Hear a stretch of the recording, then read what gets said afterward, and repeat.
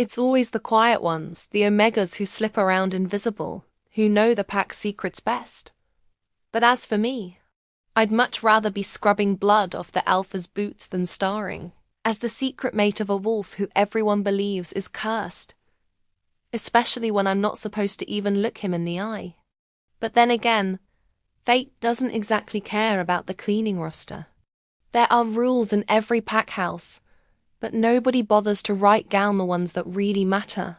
Like, don't let the chef catch you sampling bacon. Don't step on the Alpha's tail, especially not twice. And whatever you do, never ever get caught alone in the West Wing before dawn. So, of course, here I am in the West Wing, alone, before dawn, light-footed and clutching 3 cracked eggs against my chest. I never saw the boots coming. Actually, I never see anything before I walk into it, which is how I end up on my butt, with the eggs oozing onto my skirt and a dull ache in my pride. The world's most expensive leather boots, black, polished, and very intimidating, tower before my nose. I know instantly whose boots those are. The cursed Alpha, Cashen Vex. They say his touch will freeze your blood. They say his wolf is mad, a beast chained just behind storm grey eyes. They say no Omega in their right mind should ever cross his path, which, to be fair, sounds like excellent advice. His shadow falls over me. There's a silence so thick I can hear my heart trying to drum its way out through my ribs. I hope those eggs weren't important, Cashen says, his voice exactly as dark as the kitchen rumors. I scramble up and immediately drop into a kneel, my forehead pressing to the freshly waxed floor.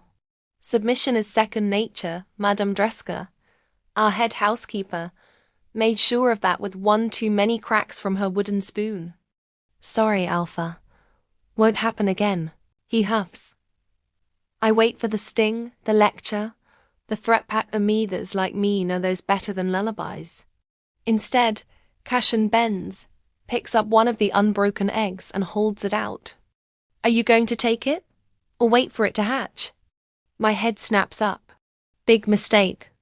Our eyes lock, and for a moment, everything else fades, the dim corridor, the embarrassment, even the cold ache in my knees. It's like staring into a storm's eye. Danger, power, and something else. Amusement? No, that can't be right. I take the egg, my hand trembling. You're Mina, he says. Not a question like he's tasted my name before. Rolled it over his tongue in some private moment.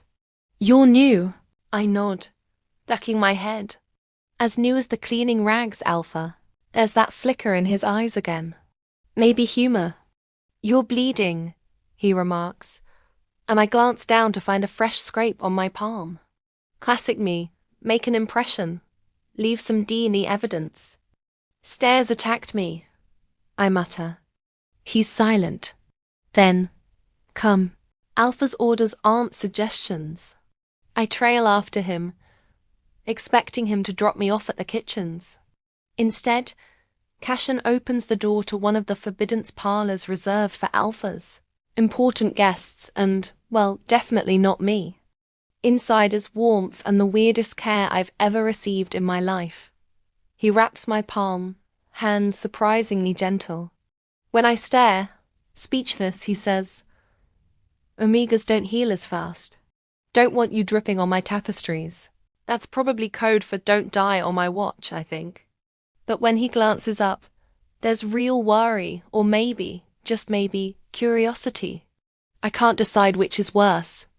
Don't wander before dawn, Mina, he says, voice lowering to something almost kind.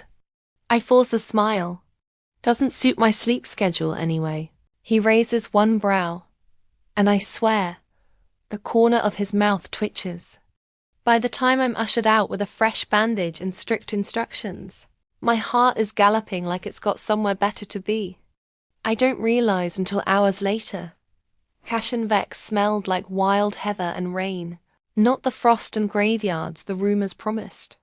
And more importantly, that my own scent had lingered on his fingertips a moment too long. Somewhere fate laughs, and somewhere nearby, Madame Dreska starts looking for her missing eggs. The morning is a study in controlled chaos. Omegas dash between kitchen and storeroom, dodging Madame Dreska's rolling pin and her favorite threats. "I'll have your tail for dusting if you burn the biscuits." She means it. Biscuit funerals are Thursday. I keep my head down, hands smarting, mind whirling with what happened in the Forbidden's parlor. Cashin Vex patched up by a nobody Omega. If the other servants found out, I'd be freeze no. I'd be flayed. Standing out is the greatest crime here, unless you're standing out for incompetence, in which case you just disappear. But the kitchen gossip moves fast, and by midday, whispers hiss past my station like knives. "Did you see her? Talking to the Alpha? Bet she'll be on floor duty by dusk. Maybe she's the reason the silverware goes missing." I ignore them, mostly, because while they're busy slicing my reputation like yesterday's bread, I stumble upon the real morning disaster. Someone has left a note in my apron, scrawled in a shaky hand. "Mina, I know your secret. Meet me at midnight by the library door, or I'll tell the Alpha about what you stole." A friend. The paper smells like onions and fear, which means it's definitely from someone in the staff. My stomach hits the floor faster than my body did this morning. I didn't steal anything on purpose. Unless unintentional bacon theft counts, which, with Madame Dreska, might land me on the menu next. By midday, I'm sweating, scanning every face for a traitor. But fate's got more planned. Right before the noon bell, the front door bangs open. 2 of the Alpha's warriors drag in a half-conscious, mud-splattered figure, a rogue. Rogues mean trouble. And trouble means Omegas are supposed to vanish, silent and invisible. This time, I peek. The rogue lifts their head, blood crusted on their brow, eyes wild. Then, impossibly, they grin wide as a fox. "Mina," he crows. Fancy seeing you still in one piece. My blood freezes. Reese. He's my brother. Supposed to be on the other side of the kingdom, hundreds of miles from here. Why in Moon's name is he here? And how does he know about my secret? Cashin Vex's gaze flicks to me, everything about his posture going sharp. And like that, my secrets don't feel so secret anymore.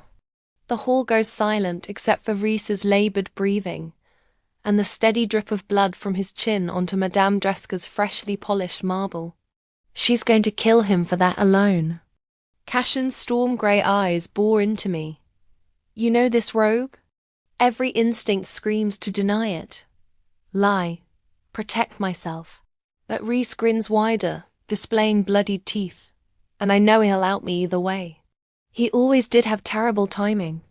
"He's my brother," I say quietly, dropping my gaze to the floor like a proper Omega should. The words land like stones in water. Ripples of shock spread through the gathered crowd servants, warriors.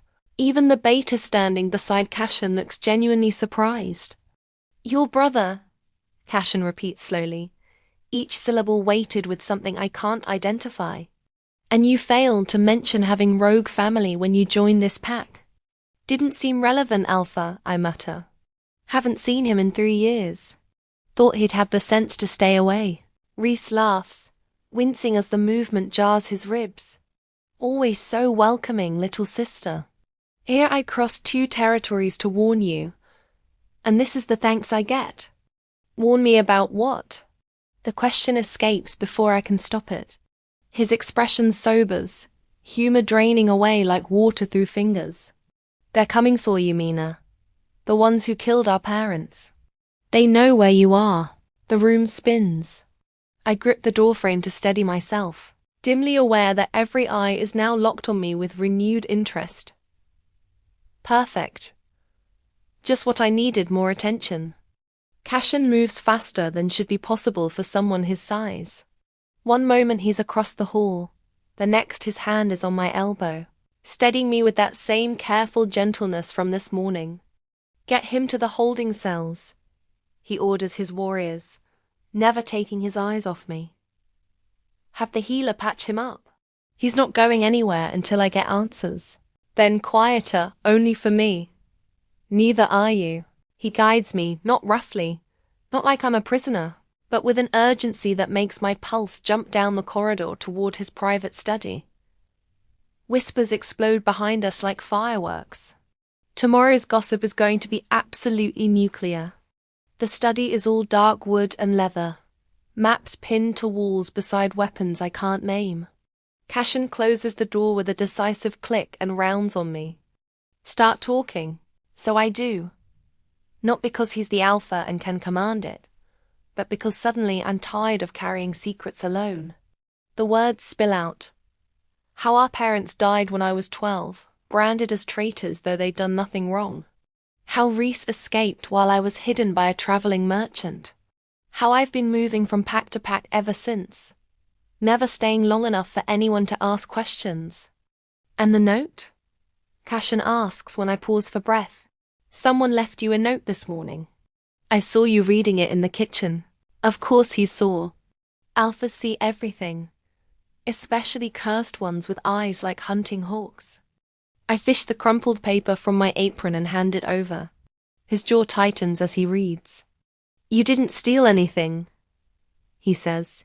Not a question. Not on purpose. Maybe I accidentally took extra bacon once. Or twice. Breakfast is, someone's trying to frighten you. He cuts through my rambling. Isolate you. Make you vulnerable. The way he says it, protective and dark all at once, makes something warm unfurl in my chest. Dangerous warmth. The kind that gets omegas like me killed when we forget our place. Why do you care? I blurt out. Don't. His voice drops to a growl. Don't finish that sentence. We stare at each other. The air between us feels charged, like right before lightning strikes. My skin prickles with awareness of how close he's standing, how his scent wild heather and rain wraps around me like a living thing. Then the moment shatters. A knock rattles the door. Alpha, calls a gruff voice. The prisoner is talking. Says there's an assassin already inside the pack house. Says they're after the Omega girl. My blood turns to ice. Cashin's hand finds mine, squeezing once. Stay close to me. Understand? I nod, throat too tight for words.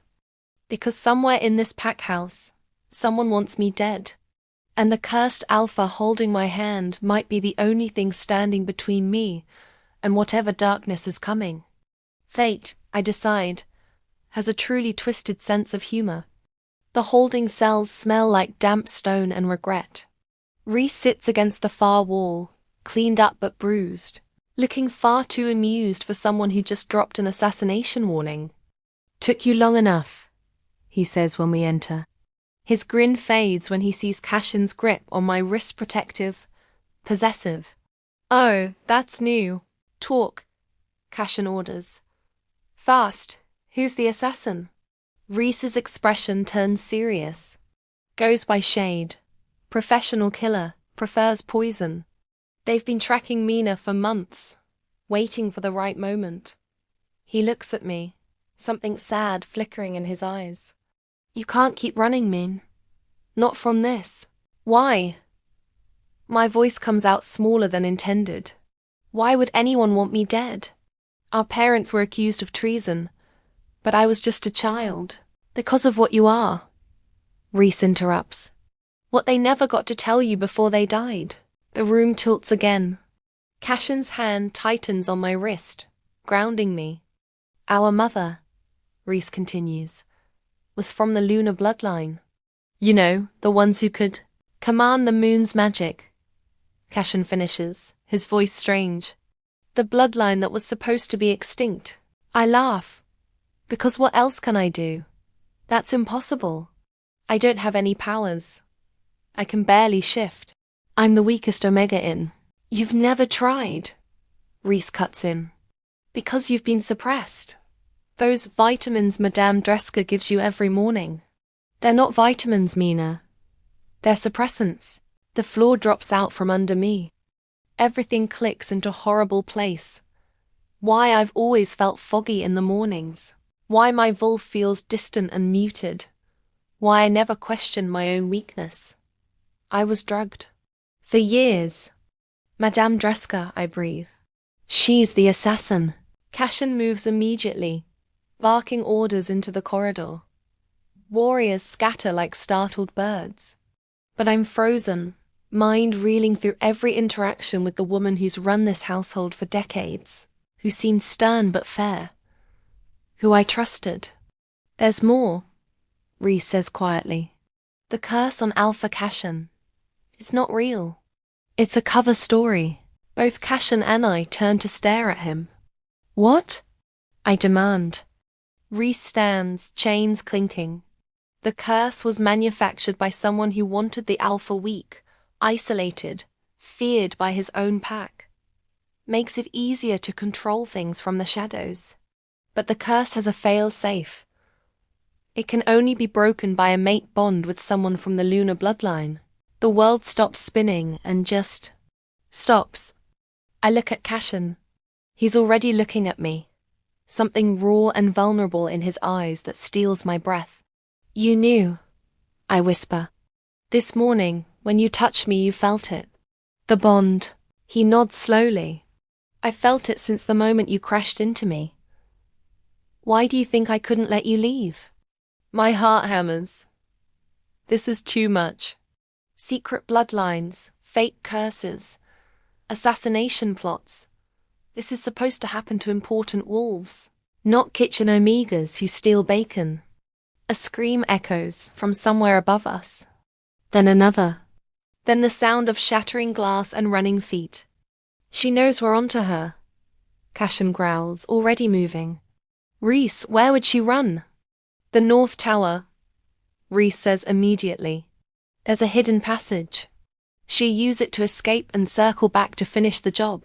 Cashin looks at me, torn between duty and protection. I need to. Go, I say, surprised by the strength in my own voice. I'll be fine. I have Rhys. Mina, go. He hesitates one more heartbeat, then runs. Warriors flooding after him. Rhys breaks his chains with a single sharp pull showing off, obviously, and grins at me. So, you're mated to a cursed alpha who's not actually cursed. How's your day going? Rhys? Yeah. Shut up and help me figure out how to break a bond I just discovered I have, so Cashin doesn't die fighting an assassin alone. His grin widens. Now that's the sister I remember. Ready to finally use that power. I look at my hands, imagining magic instead of calluses. Somewhere deep inside, something ancient stirs. Teach me fast, I say. Because if fate wants to make me important, then fine. But nobody threatens my mate and lives to brag about it. Close your eyes, Rhys instructs, circling me in the cell like a trainer assessing a new recruit. Feel for your Wolf. Not the weak, muted thing you'll use to dig deeper. That's helpful, I mutter, but I obey. Behind my eyelids there's only darkness and the distant sounds of chaos above.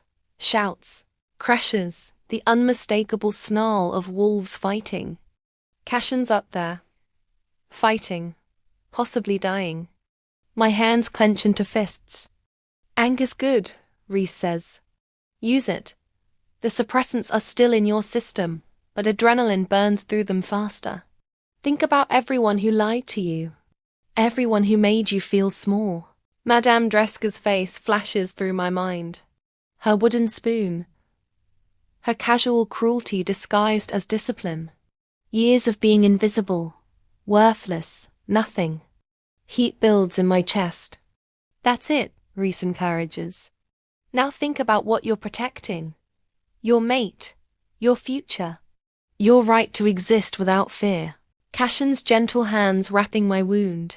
His storm grey eyes holding mine like I mattered. The impossible warmth of a bond I didn't ask for, that suddenly can't imagine living without. The heat explodes. Silver light pours from my skin, so bright Rhys stumbles backward with a curse. Power floods my veins like liquid moonlight. burning away the fog that's clouded my mind for years.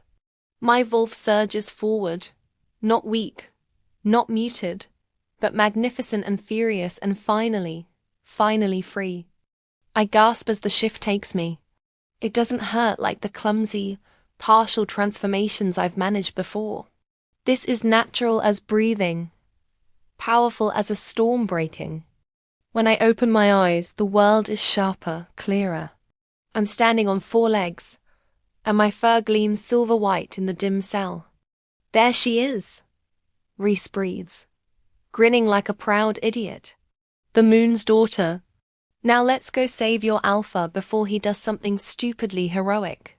We burst from the cells and race through corridors I suddenly navigate by instinct. My enhanced senses pick up everything. Blood, fear, Cassion's wild heather scent mixed with combat and determination. The North Tower. We're close, but we round the corner and freeze. Madame Dreska stands over a fallen warrior, poison-tipped blade dripping. She looks up, sees us, and smiles, a terrible expression that doesn't reach her dead eyes. "Little Mina," she coos, "finally showing your true colors. Your mother made that mistake too. Right before I killed her. Red rage blinds me. I lunge before Rhys can stop me, all silver fury and snapping teeth. Dreska's fast assassin, fast dodging left and slashing with that poisoned blade. It catches my shoulder, and pain explodes through me. But the poison that would drop a normal Wolf just makes me angrier. Because I'm not normal. I'm Lunar-born, and poison bows to moonlight. I tackle Dreska, pinning her with claws that gleam like starlight. She struggles, slashing wildly, but I'm stronger now, stronger than she ever let me believe I could be. "You made me think I was nothing," I snarl, my Wolf's voice rough and powerful. "But I'm everything you feared." Footsteps thunder behind us. Cassion bursts through the doorway, human-formed and bloodied but alive, his eyes widening when he sees me. "Mina?"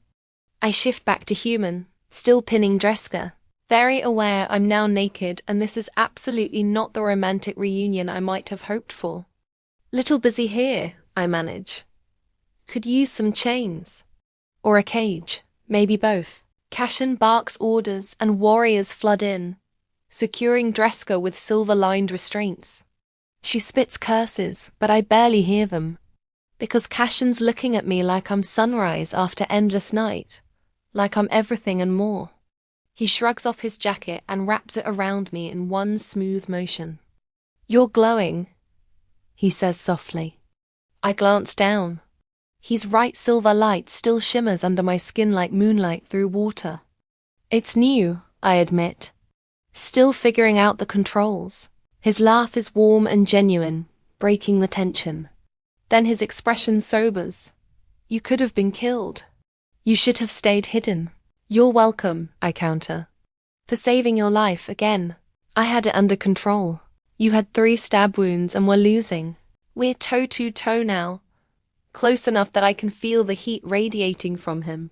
Smell his wild heather scent mixing with my own silver and nightshade." "Stubborn Omega," he growls. "Cursed Alpha," I shoot back. Then we're kissing hard and desperate and perfect. Mate bond singing between us like a living thing. Power flares where we touch. Silver and shadow twining together. The fake curse shatters like glass, and I feel it. His Wolf, finally free, pressing against mine with joy and recognition. Someone probably Rhys Wolf whistles. We break apart, both breathing hard. "So," I say, still wrapped in his jacket and his arms, "about that mate bond. What happens now?" Cassion's smile is pure wickedness. "Now, my moonlit mate, we have a pact to reorganize and conspirators to question. But first," he sweeps me up like I weigh nothing and I yelp, grabbing his shoulders. "First," he continues, "I'm getting you proper clothes. Food, rest, absolutely no more life-threatening situations for at least 3 hours. 3 whole hours. You spoil me, Alpha. Get used to it. He murmurs against my hair. You're stuck with me now. Curse-free and completely yours. And despite everything, the chaos, the danger, the impossibility of the last 12 hours, I laugh. Because fate might have a twisted sense of humor. But this time, it got something right. 3 days later, the packed house feels different, quieter, safer, like something poisonous has been carved out and sunlight finally streams through. Dreska's in a proper prison now, along with 2 other staff members who'd been helping her Beta Marcus and the head guard, both paid handsomely to keep the cursed Alpha isolated and weakened. The conspiracy ran deeper than anyone suspected, threads connecting back to rivals from 3 territories over who'd wanted Cashin's pack vulnerable. They miscalculated, badly. I stand in what used to be Madame Dreska's office. Now mine, apparently, because Cashin insists his mate needs proper accommodations befitting her station. I'm still getting used to having a station that isn't invisible Omega who steals bacon. Speaking of which, you're brooding, Cashin says, appearing in the doorway with his trademark silent grace. I can hear you thinking from 3 rooms away. That's not how mate bonds work, isn't it? He grins, crossing to wrap his arms around me from behind, chin resting on my shoulder. Then how did I know you'd be here instead of at the ceremony preparations? I lean into him, sighing. Because you're nosy. Because I know you. His voice softens. What's wrong? Everything and nothing. In 3 days, I've gone from servant to Alpha's mate, discovered secret powers, broken a curse, and earned the wary respect of wolves who previously wouldn't meet my eyes. The whiplash is real. What if I mess this up? I admit quietly. I don't know how to be a Luna.